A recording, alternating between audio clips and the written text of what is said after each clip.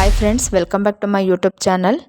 ಬೆಂಗಳೂರು ಗ್ರಾಮಾಂತರ ಜಿಲ್ಲಾ ನ್ಯಾಯಾಲಯದಲ್ಲಿ ಖಾಲಿ ಇರುವ ಶೀಘ್ರ ಲಿಪಿಗಾರ ಹುದ್ದೆಗೆ ನೇಮಕಾತಿ ಮಾಡಿಕೊಳ್ಳಲಾಗುತ್ತಿದೆ. ಈ ಹುದ್ದೆಗೆ ದ್ವಿತೀಯ PUC ಪಾಸಾಗಿದ್ದರೆ ಸಾಕು. ಈ ಹುದ್ದೆಗೆ ನೇಮಕಾತಿ ಮಾಡಿಕೊಳ್ಳಲಾಗುತ್ತಿದೆ. ಈ ಹುದ್ದೆಗೆ ವೇತನ ಬಂದ್ಬಿಟ್ಟು 44,425ರಿಂದ 83,700ರವರೆಗೆ ವೇತನವನ್ನು ನೀಡಲಾಗುತ್ತಿದೆ.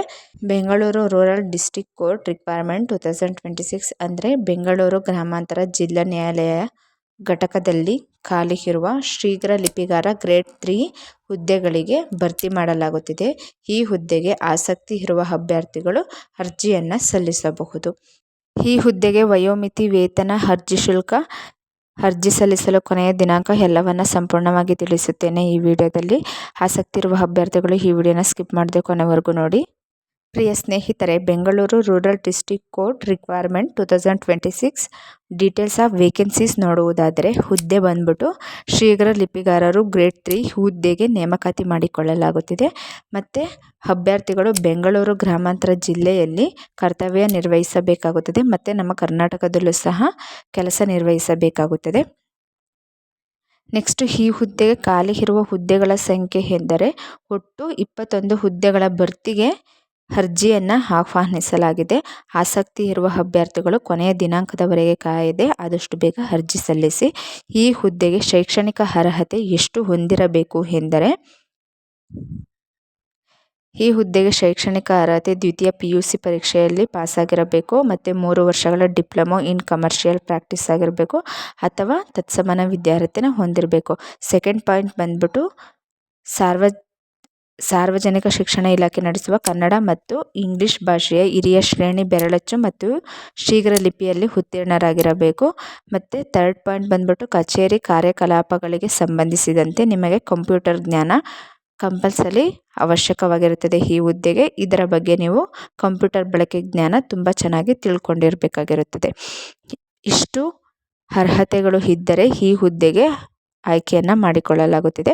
ಈ ಹುದ್ದೆಗೆ ವಯೋಮಾನ ಎಷ್ಟು ಹೊಂದಿರಬೇಕು ಎಂದರೆ, ಕನಿಷ್ಠ 18 ವರ್ಷ, ಸಾಮಾನ್ಯ ವರ್ಗದ ಅಭ್ಯರ್ಥಿಗಳಿಗೆ ಗರಿಷ್ಠ 40 ವರ್ಷ, ಪ್ರವರ್ಗ 2A 2B 3A 3B ಅಭ್ಯರ್ಥಿಗಳಿಗೆ ಗರಿಷ್ಠ 43 ವರ್ಷ, SC ST ಪ್ರವರ್ಗ 1ರ ಅಭ್ಯರ್ಥಿಗಳಿಗೆ ಗರಿಷ್ಠ 45 ವರ್ಷ ಇರಬೇಕಾಗುತ್ತದೆ. ಆಯ್ಕೆ ವಿಧಾನ ಈ ಹುದ್ದೆಗೆ ಹೇಗಿರುತ್ತದೆ ಎಂದರೆ, ವಿದ್ಯಾರ್ಥಿಯ ಪರೀಕ್ಷೆಗಳಲ್ಲಿನ ಮತ್ತು ಕೌಶಲ ಪರೀಕ್ಷೆಗಳ ಒಟ್ಟು ಅಂಕಗಳ ಶೇಕಡಾವಾರು ಮೊತ್ತದ ಆಧಾರದ ಮೇಲೆ ಮೀಸಲಾತಿಗನುಗುಣವಾಗಿ ಒಂದು ಹುದ್ದೆಗೆ 5 ಅಭ್ಯರ್ಥಿಗಳಂತೆ ಅಂದರೆ 1:5ರ ಅನುಪಾತದಲ್ಲಿ ಅತಿ ಹೆಚ್ಚು ಅಂಕ ಪಡೆದ ಅಭ್ಯರ್ಥಿಗಳನ್ನು ಸಂದರ್ಶನಕ್ಕೆ ಕರೆಯಲಾಗುವುದು. ಈ ರೀತಿ ಈ ಹುದ್ದೆಗೆ ಆಯ್ಕೆ ಮಾಡಲಾಗುತ್ತಿದೆ. ಈ ಹುದ್ದೆಗೆ ಅರ್ಜಿ ಸಲ್ಲಿಕೆಯ ವಿಧಾನ ಹೇಗಿರುತ್ತದೆ ಎಂದರೆ, ಅಭ್ಯರ್ಥಿಯು ಈ ಹುದ್ದೆಗೆ ಆನ್ಲೈನ್ ಮೂಲಕನೇ ಅರ್ಜಿಗಳನ್ನು ಸಲ್ಲಿಸಬೇಕು. ಈ ಹುದ್ದೆಗೆ ಅರ್ಜಿ ಶುಲ್ಕದ ವಿವರ ನೋಡುವುದಾದರೆ, ಸಾಮಾನ್ಯ ಅರ್ಹತೆ ಅಭ್ಯರ್ಥಿಗಳಿಗೆ 200 ರೂಪಾಯಿ ಅರ್ಜಿ ಶುಲ್ಕ ಇರುತ್ತದೆ. ಪ್ರವರ್ಗ 2A 2B 3A 3B ಅಭ್ಯರ್ಥಿಗಳಿಗೆ 100, ಪರಿಶಿಷ್ಟ ಜಾತಿ, ಪರಿಶಿಷ್ಟ ಪಂಗಡ, ಅಂಗವಿಕಲ ಅಭ್ಯರ್ಥಿಗಳಿಗೆ ಯಾವುದೇ ರೀತಿಯ ಅರ್ಜಿ ಶುಲ್ಕ ಇರುವುದಿಲ್ಲ. ಈ ಹುದ್ದೆಗೆ ಶುಲ್ಕ ಪಾವತಿಸುವ ವಿಧಾನ ಹೇಗಿರುತ್ತದೆ ಎಂದರೆ, ಅಭ್ಯರ್ಥಿಗಳು ಆನ್ಲೈನ್ನಲ್ಲಿ debit card, credit card, net banking, UPI ಮೂಲಕ ಶುಲ್ಕವನ್ನು ಪಾವತಿಸಬಹುದು. ಈ ಹುದ್ದೆಗೆ ಅರ್ಜಿಯನ್ನು ಸಲ್ಲಿಸಲು ನಿಗದಿಪಡಿಸಿದ ದಿನಾಂಕದ ವಿವರ ನೋಡುವುದಾದರೆ, ಈ ಹುದ್ದೆಗೆ ಅರ್ಜಿ ಸಲ್ಲಿಸಲು ಕೊನೆಯ ದಿನಾಂಕ ಸೆಪ್ಟೆಂಬರ್ 15, 2026 ಈ ಹುದ್ದೆಗೆ ಅರ್ಜಿ ಸಲ್ಲಿಸಲು ಕೊನೆಯ ದಿನಾಂಕವಾಗಿದೆ. ಶುಲ್ಕ ಪಾವತಿಸಲು ಕೊನೆಯ ದಿನಾಂಕ ಯಾವುದು ಎಂದರೆ ಸೆಪ್ಟೆಂಬರ್ 15, 2026 ಇದು ಶುಲ್ಕ ಪಾವತಿಸಲು ಕೊನೆಯ ದಿನಾಂಕವಾಗಿದೆ. ಮತ್ತು ಈ ಹುದ್ದೆಗೆ ಅರ್ಜಿ ಸಲ್ಲಿಸಲು ಪ್ರಾರಂಭವಾಗಿರುವ ದಿನಾಂಕ ಆಗಸ್ಟ್ 17, 2026ರಲ್ಲೇ ಪ್ರಾರಂಭವಾಗಿದೆ.